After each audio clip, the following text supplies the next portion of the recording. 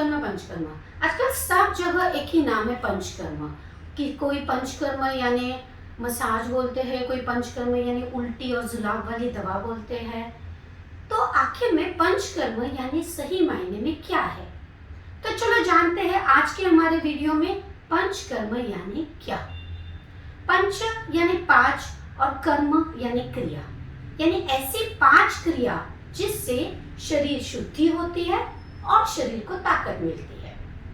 तो शरीर शुद्धि पंचकर्म में समावेश होता है वमन, विरेचन, बस्ती, नस्य और रक्तमोक्षण। और शरीर को ताकत देने वाले पंचकर्म में समावेश होता है स्नेहन, स्वेदन, शिरोधारा, नस्य और बस्ती।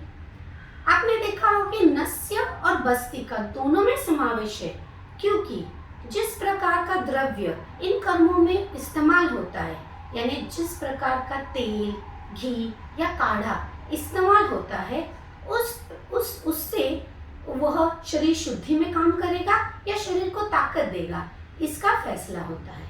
इसलिए इसका समावेश दोनों में होता है। तो चलो पहले जानते हैं शरीर शुद्धि पंचकर्म के बारे में।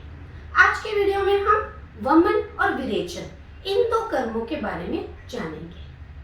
वमन विरेचन, वमन और विरेचन ये पंचकर्म क्रियाओं को 15 दिन का कालावधि लगता है। इसके पीछे का शास्त्र, वमन और विरेचन ये शरीर शुद्धि कर्म में अपनी पचन शक्ति को शरीर शुद्धि के लिए इस्तेमाल करते हैं। इसलिए जिंदा रहने के लिए आवश्यक इतना कम से कम खाना खाना, ये मंत्र ये 15 दिन हमें अपनाना पड़ता है। उदाहरण के तौर पर जैसे एखादी मशीन को हमें अगर प्यूरिफिकेशन मोड पे लगाना हो तो उसका मेन काम बंद करना चाहिए। उसी तरह से जब हमारे इस शरीर वाले मशीन को अगर शरीर शुद्धि के लिए लगाना है तो अपने पचन शक्ति को कम से कम काम देना चाहिए। उसी प्रकार शरीर शुद्धि क्रिया में पचन शक्ति को अपने पचन कर्म से ब्रेक देकर, यानी कम से कम खाना खाना और उस पचन शक्ति को शरीर शुद्धि के लिए इस्तेमाल करना, ये इसके पीछे हेतु होता है। विधि, वमन और विरेचन ये पंचकर्म की विधि 4 भागों में विभाजित होती है। पहले स्नेहपान, फिर प्रधान कर्म, उसके बाद संसर्जन क्रम और सबसे आखिर में अपुनर्भव चिकित्सा। स्नेहपान ये विधि 5 से 6 दिन चलती है। इसमें सुबह खाली पेट औषधि तूप यानी औषधि घी का सेवन करना होता है और औषधि घी बढ़ते हुए प्रमाण में दिया जाता है।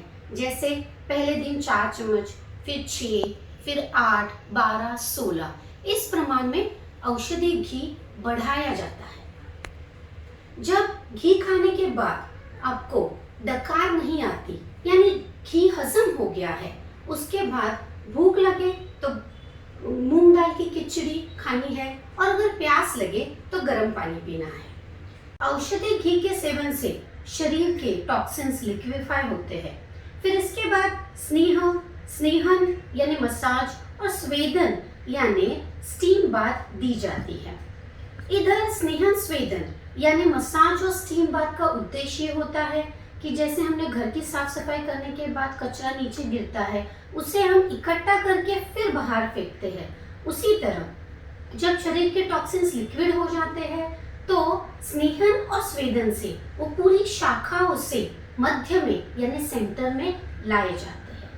अब प्रधान कर्म, जब स्नेहपान और स्नेहन स्वेदन के बाद टॉक्सिन्स शरीर के मध्य में आते हैं, उनको अगर ऊपर के मार्ग से उल्टी द्वारा निकाला जाए तो उसे वमन कर्म कहते हैं, और अगर जुलाब करके नीचे के मार्ग से निकाला जाए तो उसे विरेचन कर्म कहते हैं। प्रधान कर्म के बाद आता है संसर्जन क्रम।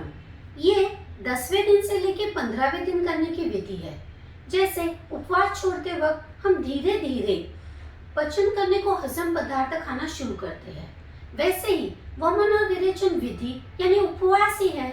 तो प्रधान कर्म होने के बाद हम पहले पचन को हल्के पदार्थ जैसे लिक्विड यानी दाल का पानी, चावल का पानी खाना, फिर राइस, फिर खिचड़ी, ऐसे धीरे धीरे नॉर्मल डाइट को आते हैं।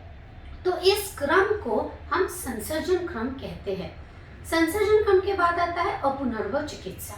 अपुनर्भव चिकित्सा ये आयुर्वेद की एक बहुत विशेष चिकित्सा है।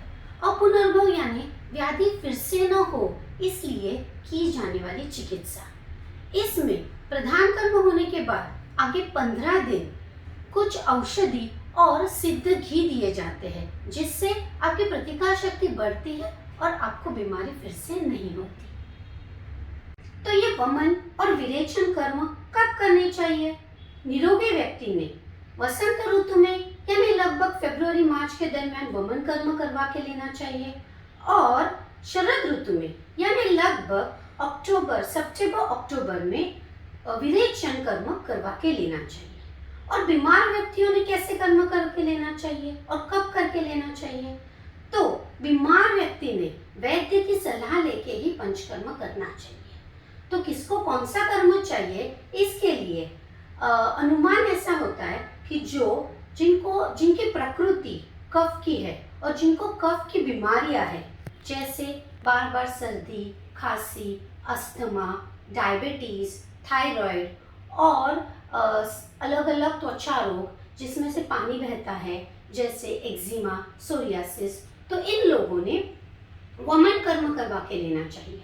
और जिन लोगों को पित्त की बीमारी है और जिनकी पित्त की प्रकृति है, पित्त की बीमारी जैसे पीरियड्स के यानी मासिक धर्म की तकरार, वंध्यत्व और माइग्रेन, सिर दर्द और बार बार कॉन्स्टिपेशन, एसिडिटी, गैसेस, ऐसी पित्त की बीमारियां ज़्यादा हो तो उन्होंने विरेचन कर्म करवा के लेना चाहिए।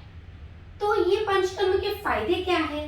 तो पंचकर्म के फायदे यानी सबसे महत्वपूर्ण शरीर शुद्धि, दूसरा शरीर को ताकत मिलती है, और तीसरा अपुनर्भव चिकित्सा यानी इससे हमें प्रतिकार शक्ति बढ़ती है। तो पंचकर्म ये साल में कितने बार करना चाहिए? तो जैसे हम साल में एक बार घर की साफ सफाई करते हैं, तो उसी तरह हमने साल में एक बार तो वमन और विरेचन दोनों में से एक या दोनों वैद्य की सलाह से करके लेनी चाहिए। तो ये वीडियो में हमने वमन और विरेचन कर्म के बारे में जाना। अगले वीडियो में हम बस्ती कर्म के बारे में जानकारी देंगे, और उसके आगे पंचकर्म सीरीज जारी रहेगी, जिसमें हम बचे हुए शरीर शुद्धि और शरीर को ताकत देने वाले पंचकर्म के बारे में जानेंगे।